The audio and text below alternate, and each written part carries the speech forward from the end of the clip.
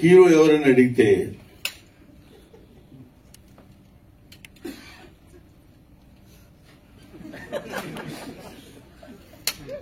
సాక్షాత్తు మీ అబ్బాయి నుండి అక్కడ దెబ్బతిన్నా. ఏంటి మీ అబ్బాయి హీరో అంటున్నారు, నేను తాత క్యారెక్టర్. ఇందాక మా మనవరాలు అంది తాతయ్య అని. అంత అక్కర్లేదమ్మా, మామూలుగా కూడా పిలవచ్చు నా తాతయ్య.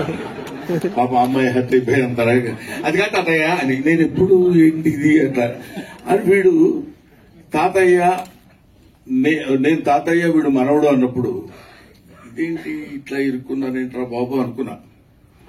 ఆయన క్యారెక్టర్ చేయడానికి ఏముంది లేని కొంచెం పెద్ద మనసు చేసుకుని.